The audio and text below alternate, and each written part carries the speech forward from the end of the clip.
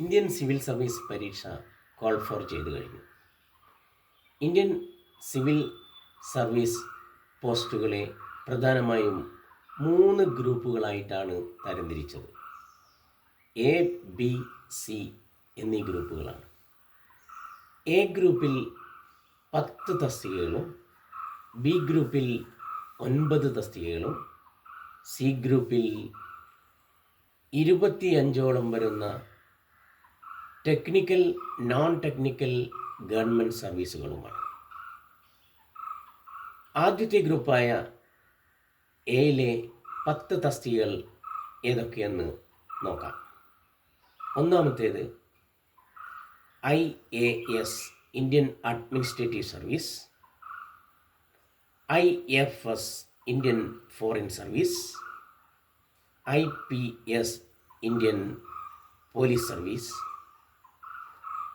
IRTS Indian railway traffic service,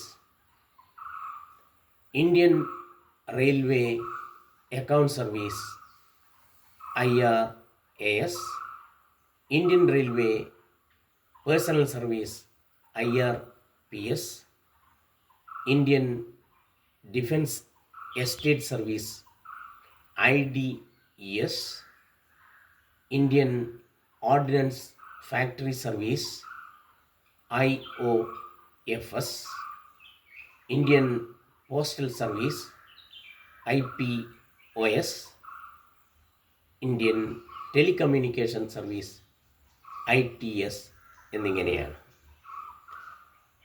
1 മുതൽ 400 വരെ rank ലഭിക്കുന്ന ഉദ്യോഗാർത്ഥികളെ സംബന്ധിച്ചിടത്തോളം അവർക്ക് എ ഗ്രൂപ്പിൽപ്പെട്ട 10 തസ്തികകളിൽ ഏതെങ്കിലും ഒന്ന് കരസ്ഥമാക്കാം. ഉദാഹരണത്തിന് 25ാം റാങ്കാണ് ലഭിച്ചതെങ്കിൽ IAS ഉറപ്പിക്കാം. എന്നാൽ 350ാം റാങ്കാണ് ലഭിച്ചതെങ്കിൽ IPOS കരസ്ഥമാക്കാം. നിർവഹണം ചന്ദ്രൻ PPC.